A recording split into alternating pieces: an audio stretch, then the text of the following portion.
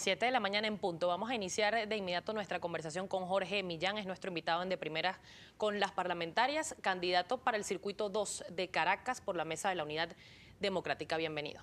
Bueno, muchas gracias por la invitación y a todos los que nos están hoy viendo aquí en este tan importante programa de Globovisión, ¿no? Candidato, son muchísimas las necesidades de los ciudadanos en este momento. Estamos en año electoral, los problemas de Venezuela ya son conocidos: escasez, desabastecimiento, inseguridad. ¿Cuál es la propuesta en este momento para ese circuito 2 por parte de Jorge Millán? Bueno, hoy en día la verdad que como tú lo dices, los problemas que estamos viviendo los venezolanos son problemas macro, independientemente de los problemas que vivimos comunitariamente, la basura en el 23 de enero, el problema de la inseguridad que nos abarca a todos. Pero nosotros creemos que cuando tú ves lo que está pasando en el mundo, el Papa en Cuba, el Papa en Estados Unidos recibido de manera especialísima, indica que este es un mundo que está en cambio permanente y lamentablemente el país está detenido, o sea, está frenado, no quiere incorporarse en ese cambio. Yo creo que lo primero que nosotros debemos lograr es que Venezuela se incorpore a este proceso de cambio mundial para que podamos tener un país de progreso. Ahora, con respecto a las propuestas, nosotros desde la Unidad Democrática hemos venido insistiendo en algunos elementos que son fundamentales. O sea, un país que no tenga producción nacional es un país que no puede progresar porque no hay empleo, porque no es posible que pueda subsistir con las importaciones permanentemente. Entonces nosotros tenemos que promover una ley de producción nacional que permita que lo hecho en Venezuela vaya rompiendo con ese problema del desabastecimiento que tenemos. Y hoy en día lo que tenemos es un gobierno que se dedica a la importación, porque además hay muchos negociados alrededor de la administración de los dólares baratos que solo los reciben unos pocos y que al final el pueblo venezolano recibe en productos un dólar muy caro. Entonces nosotros tenemos que romper con eso, tenemos que paralizar ese negociado que hay corrompido de la entrega de dólares económicos en desmedro de la producción nacional que nosotros podríamos hacer. No es posible que el café que nos tomamos hoy, el 70% venga de Nicaragua, cuando el café venezolano es uno de los mejores cafés del mundo. Entonces nosotros tenemos que recuperar eso, el cacao con el chocolate nuestro. Entonces la ley de producción nacional es vital, pero eso tiene que venir acompañado de una ley que logre que el salario de los venezolanos sea un salario digno, que el trabajo y el esfuerzo de cada uno de las personas que viven en Venezuela pueda ser capaz de cubrir la cesta básica. Hoy la cesta básica está alrededor de 65.000 bolívares y bueno, el salario mínimo está en 7.000 y algo, en un país donde el 70% de los venezolanos ganan salario mínimo. Entonces, ¿cómo hacer en la práctica para que eso se aplique y tenga eficacia? Porque el tiempo está pasando, se encarece la vida del venezolano, pero un reglamento de ley puede tomar quizás mucho tiempo. ¿Cómo hacer en la práctica para lograr efectivamente apalancar el aparato productivo en este caso? bueno, yo creo que hay dos vías. La primera es que tuviéramos un gobierno que fuera un gobierno capaz, que estuviera conectado con los problemas del país, que estuviera viviendo lo que sienten los venezolanos, que no le estuviera echando la culpa al otro. O sea, nosotros tenemos hoy una situación que es como una persona que vive en un edificio, que vive en el barrio y todos los problemas se los achaca al vecino. O sea, si la hija se va a rumbear y llega tarde y no estudia, el problema es el vecino. Si un muchacho es mala conducta, el problema son los amiguitos. No, nosotros tenemos que revisarnos internamente. Entonces, si el gobierno fuera un gobierno capaz, estaría tomando medidas, pero hoy tenemos un gobierno absolutamente desconectado.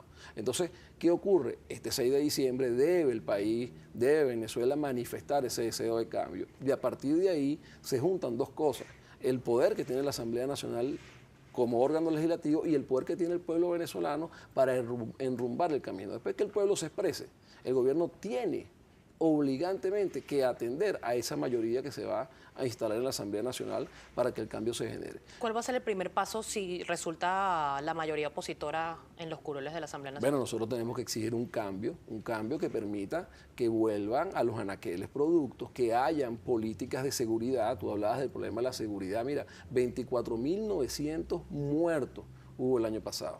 En Caracas, en lo que va del primer semestre, fueron más de 3.000 muertos. Y o sea, nosotros estamos en una guerra interna. O sea, Venezuela se está desangrando internamente. Y mientras tanto estamos pendientes de que la frontera, que el problema aquí cuando el mundo se está abriendo. O sea, nosotros deberíamos estar, en vez de estar comprando Sukhoi, estar equipando adecuadamente a dos aristas fundamentales para la seguridad. Primero, nuestros cuerpos policiales y después el aparato de justicia y de reeducación, que tiene que ver con los jueces y fiscales. Hoy los jueces y fiscales no están cumpliendo su labor. Si los jueces y fiscales estuvieran cumpliendo su labor, no tendríamos un 92% de impunidad en el país, y eso es parte del drama. Y después, ese 8% que termina yendo a las prisiones, unas prisiones donde son 55.000 más o menos la población de reclusos, pero que tiene en términos de infraestructura para 19.000 reclusos. Bueno, esos terminan yendo a lo que yo he llamado la universidad del crimen, porque ahí no hay un proceso de regeneración, no hay un proceso donde los presos aprendan alguna labor, donde trabajen, donde se dignifiquen. Unos muy vivos, como pasa en el país, son los pranes, que desde ahí gerencian grandes negocios de la delincuencia, y otros presos que viven como esclavos de ellos. Así está Venezuela igualito.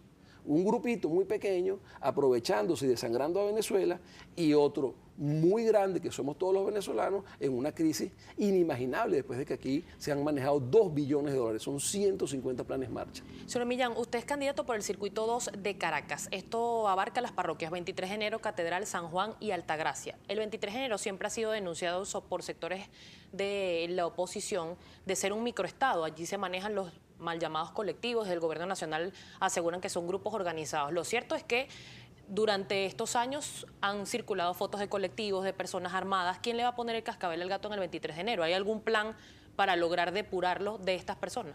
Bueno, es que si se confirma. Yo creo que lo primero que nosotros tenemos que hacer, y que además es un problema que ha trascendido ya el 23 de enero, porque los grupos armados paraestatales están alrededor de todo el país hoy en día, algunos disfrazados de algún rol social, y otros públicamente los conoce la gente, son los que dirigen el barrio, son el AMPA, que anda organizada y que tiene el control de muchos espacios o muchos territorios donde nosotros vivimos. Eso hay que ponerle coto, y eso es producto de la incapacidad del gobierno, porque el Estado nace como una entidad que debe monopolizar las armas para que nosotros los ciudadanos estemos por la calle libres, sin ningún temor de que haya algún ciudadano muy malo que ande armado y que dañe al resto de los ciudadanos, o muy bueno que quiera hacerse de la justicia.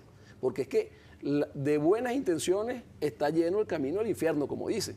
Entonces, nosotros debemos recuperar el rol del Estado en el 23 de enero, en San Juan, en Altagracia, en Santa Teresa, en Catedral y en el resto del país. O sea, los ciudadanos tenemos que estar, digamos que tenemos el derecho a tener una justicia, y que la justicia sea una justicia imparcial.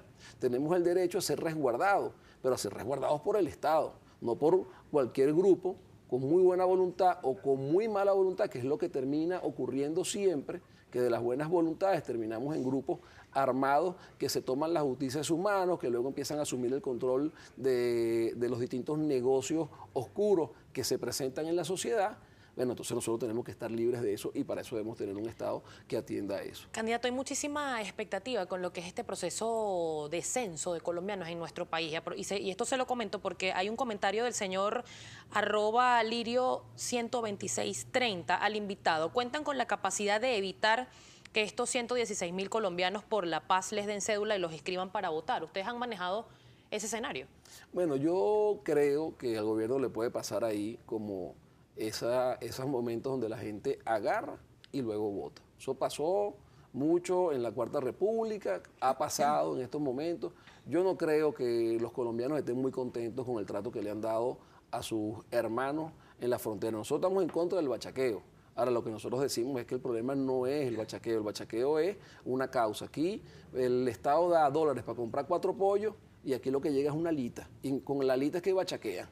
O sea, aquí hay unos delincuentes de cuello blanco que se están aprovechando del Estado, y el Estado ve para allá y no mira el problema de fondo. Entonces yo no creo que ese operativo que ellos están realizando vaya a terminar siendo un mecanismo para que el gobierno vaya a sacar votos. Cuidado si lo cedulan, si nos están trayendo muchos votos más para la unidad democrática. ¿Usted cree en la objetividad del Consejo Nacional Electoral?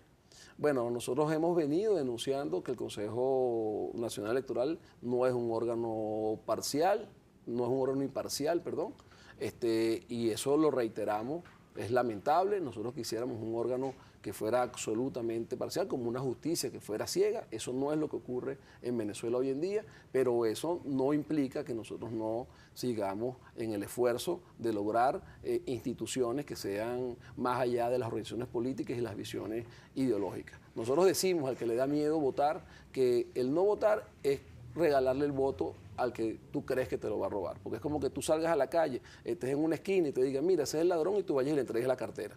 Oye, no señor, tu voto es tu voto y tú no puedes dejar que te lo roben con esa autocensura, ese autorrobo al tú entregarlo no votando. Candidato, tengo que hacer una pausa comercial, pero al regreso vamos a continuar conversando y quiero saber cuál es su posición con respecto a esta inhabilitación a Carlos Vecchio, dirigente de Voluntad Popular, quien estaba postulado para ser candidato y ya no va a poder ser porque el CNE asegura que no lo puede hacer. Vamos a conectarnos.